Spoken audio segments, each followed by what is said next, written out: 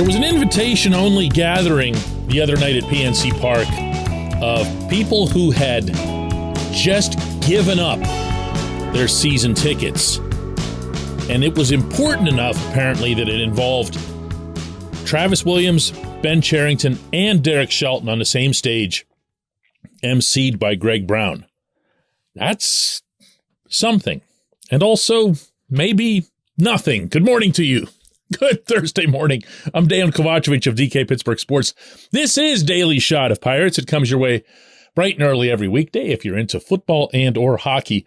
I also offer daily shots of Steelers and Penguins where you found this. The assembly of the team president, the general manager, and the field manager is hardly unprecedented. This is something that the Pirates would do routinely, of course, at Pirate Fest. And Bob Nutting used to even be involved in those before he started getting a little bit weirded out by the whole experience. But to have it done in this manner, where it was a select group that was invited by email to come on down and meet with management and have management explain to them directly, face-to-face, without going through people like me and whatever else, that was unusual. I have a tendency as a lifelong reporter to get a little bit defensive about stuff like that because I feel like reporters should be at these things, and to not announce it is deliberate.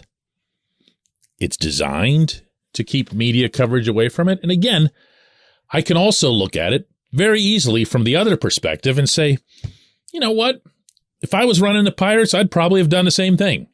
I really would. I think from that standpoint alone, from that perspective, if you're looking at it from the totally opposite view from where I sit normally, I could see that. So what was the message?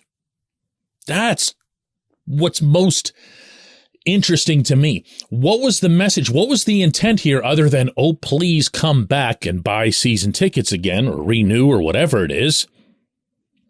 What was the method that was being used to try to convince people to come back? Because if you, canceled your season tickets, you probably did so for a baseball reason. Not in all cases. Some people get sick, have life things, move, whatever else it is, just generally lose interest. But you probably did it for baseball reasons. And B, those baseball reasons would have involved a lack of hope / faith / trust in the three guys or two of the three guys sitting in front of you or whatever it is, plus the owner who wasn't there. And C, to accept such an invitation, you'd have to at least be a little bit open-minded to coming back, right? Why else go? This portion of Daily Shot of Pirates is brought to you by our friends at North Shore Tavern that's directly across Federal Street from PNC Park. It's home of Steak on a Stone, an eating experience, underscoring the word experience. The steak is brought to you partially cooked on an 800-degree stone, and you do the rest. It's a ton of fun, it's a great meal, and it's a baseball atmosphere like no other in Pittsburgh. North Shore Tavern, right across Federal Street from PNC Park. That wasn't Cherington's only appearance in front of people over the past few days. He did a one-on-one with our website, DK Pittsburgh Sports, in Las Vegas. Last week, he also did a Zoom call after the signing of Ji-Man Choi, and he's made a couple of appearances on MLB Network and so forth. Listen to this one passage, and it's about a minute long, so be patient with it, from Cherington about the signing of Choi and what motivated him to get that player. Actually, I say signing, it's a trade, but it's, the acquisition. We want to improve. We know in order to improve, we've got to build a deeper offensive team, deeper lineup, hopefully get on base a little bit more. And first base DH, one area clearly that, we had some opportunity to improve on. And so just in our initial round of calls to teams and agents, Choi is a player that, the Rays were willing to talk about. He fits, we think, well for us, left-hand hitter with a history of on-base skills, good defender, good reputation as a teammate. And so we felt good about this as a first move. And we'll continue to look at ways to add to the offense. Yeah, you heard him say the goal is to improve. We need to improve. The offense was, he doesn't say bad or whatever, but it was historically bad. It was arguably the worst offense we've ever seen in Pittsburgh. And he emphasizes that word improve, and he's been using it a lot lately. And it's feeling like it's defensive. And I'm not going to get into his head and try to figure out what it is that he's thinking. But by all accounts, everyone who was on that stage, according to the fans who were there, talked about improving, getting better, improving, getting better. That's what we want. That's what we want. Williams, according to one fan who was there, was talking about what their expectations are for next season and how the general overall standard for getting into the playoffs is lower because there's more teams to get in. So he didn't even rule that out. He didn't make any bold prediction or whatever. I don't mean to attach some hyperbole to him. He's not the type, believe me. But that's what they were getting at. If that's defensive, that's defensive. If that's proactive, okay, great. If that's reactive to fans giving up their season tickets, well, then credit to the fans for clearly caring more than anyone associated with the baseball operation. I can't say this often enough, my friends. They can say whatever it is that they want. They can conduct a town hall, whether it's secretly or privately or publicly or Pirates Fest.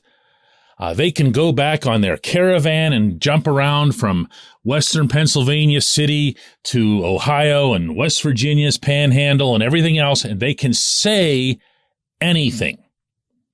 But until they do something, until there's action behind it, it doesn't just mean nothing. It means less than nothing. When we come back, J1Q.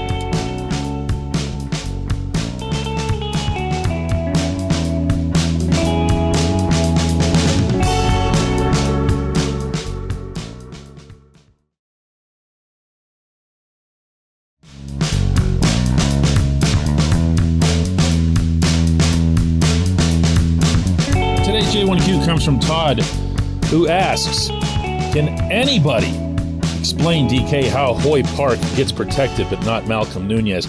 Todd's referring to yesterday's show, which was mostly focused on the Rule 5 draft and the curious exposing of Nunez, one of the two prospects the Pirates acquired in what I thought was a pretty nice trade with the Cardinals that sent Jose Quintana that way as a rental.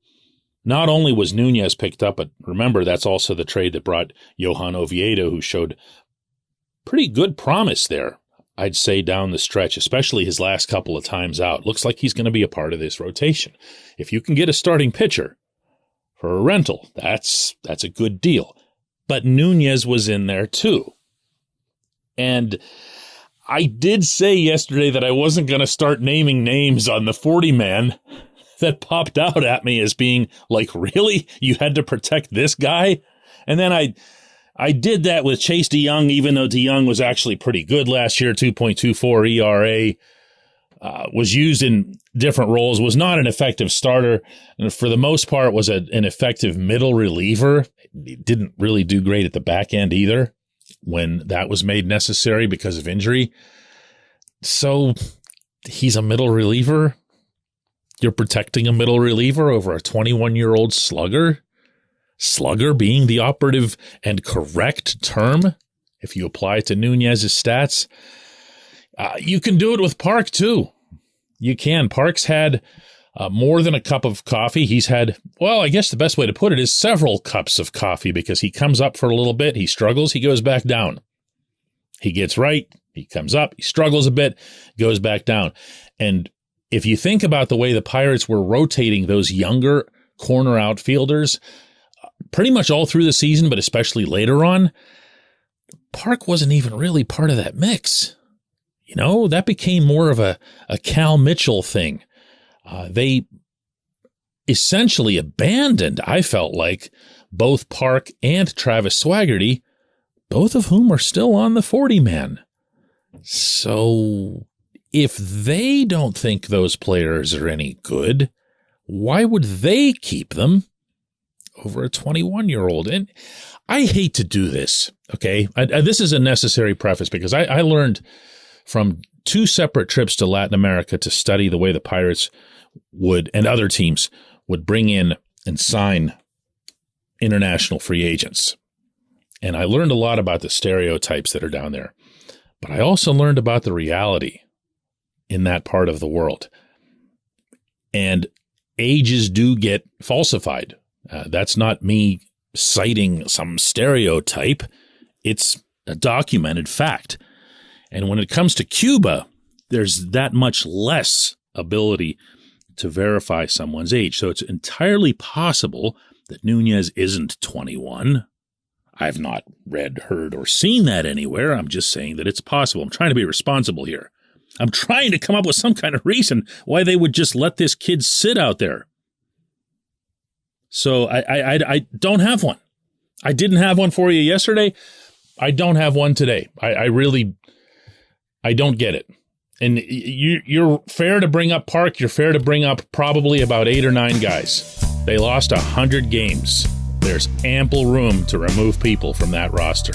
I appreciate the question. I appreciate everyone listening to Daily Shot of Pirates, and we'll do another one of these tomorrow.